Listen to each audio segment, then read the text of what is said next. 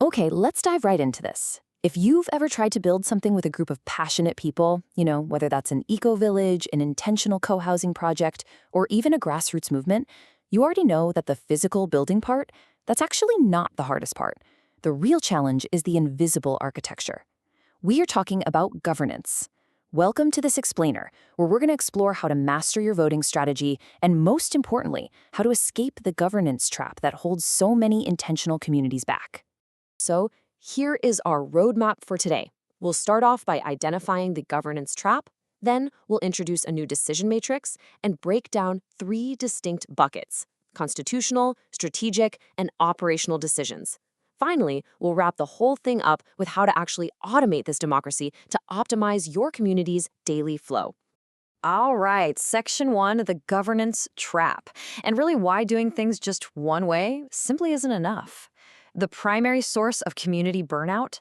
It almost always comes down to defaulting to a single voting model for absolutely every single issue.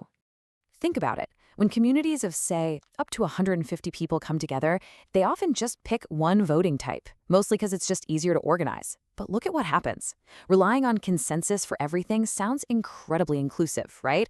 But it inevitably leads straight to analysis paralysis. On the flip side, majority rule for everything is fast, sure, but it totally fosters resentment and marginalizes minority voices. You've probably felt the frustration of bouncing between these two toxic extremes yourself. And this dynamic leads directly to decision fatigue. I mean, if you're treating the choice of hallway paint color with the exact same gravity as drafting a permanent land use charter, your community is absolutely going to burn out. Failing to scale a decision to its actual weight fractures trust, and it just grinds progress to a complete halt. So that brings us to section 2, the decision matrix. Let's look at a structural mindset shift that can instantly relieve all that decision fatigue. The solution here relies on an absolutely crucial mindset shift. Instead of constantly asking, how do we vote? Community leadership needs to pause, take a breath, and ask, what kind of decision is this? You simply cannot force every issue into the exact same mold. This shift is the absolute foundation for a healthy, resilient community. To practically do this, facilitators have to ask 3 specific questions to route any proposal into its correct bucket. Number 1, does this change our core values? Number 2, does this require significant resources or affect next year's goals? And number 3, is this just a routine task for the ongoing life of the community? Based on the answers to those 3 questions, literally every single proposal gets categorized. Let's see how this builds into our first bucket in section 3, constitutional decisions. This represents your community's deep foundation. Constitutional decisions are your high-stakes, slow-motion choices. These are the forever decisions. They define your community's identity, your core values, and fundamental legal structures. The big takeaway here is that these decisions affect everyone, and not just the people in the room today, but the future generations who will inhabit your community.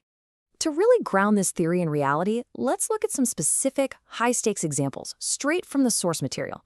We're talking about things like amending the community charter or bylaws, changing membership eligibility criteria, shifting how land is fundamentally used or how resources are shared, or even dissolving the current leadership structure entirely.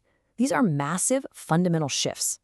And because the stakes are so high here, the recommended strategy is consent-based voting, or high-threshold consensus. You want a really slow, deep deliberation process. Give members weeks, maybe even months, to read materials, reflect, and hold small group circles.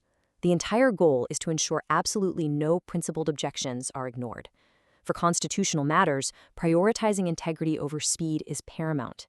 You want everyone walking away able to say, I can live with this, and it supports our shared vision. Moving right along to section 4, strategic decisions, which is your medium-term roadmap. We're shifting our focus now from who we are down to where we're going. Strategic decisions form our middle tier. This is the how of your community goals. These decisions direct your journey over the next, say, 1 to 3 years and typically involve significant time, money, or resources. This bucket is entirely about finding a really delicate balance between getting inclusive community input while also relying on focused expertise. Let's look at some medium-term examples for this one. Selecting major capital projects, like designing and building a brand new greenhouse, setting the annual budget for programming, choosing external partnerships, or approving a 12-month roadmap for social justice initiatives. Notice how these are very project-based. They differ completely from those deep, permanent, constitutional changes we were just talking about. So the optimal strategy for this middle tier is representative or weighted voting. Why? Because delegating the heavy lifting of research and drafting to a specialized committee prevents that too many cooks in the kitchen stalling effect. You do not want 150 people endlessly arguing over the technical specifications of greenhouse ventilation, right? A committee does the detailed work and the community votes to ratify the final plan. It perfectly balances inclusion with agility. Now for Section 5, Operational Decisions, or Daily Community Flow. This is the final bucket, and it brings our focus right down to immediate day-to-day logistics. Operational decisions are all about the now. These are the quick response administrative tasks required to keep the community running smoothly today. Think of these as repetitive actions focused entirely on logistics, rather than deep values or long-term roadmaps. Think about the really low-stakes tasks here. Scheduling a weekly cleanup day, choosing a potluck menu, approving minor tool repairs, actually like fixing a broken rake. Using these specific examples really illustrates the absurdity of using a months-long consensus process for daily chores.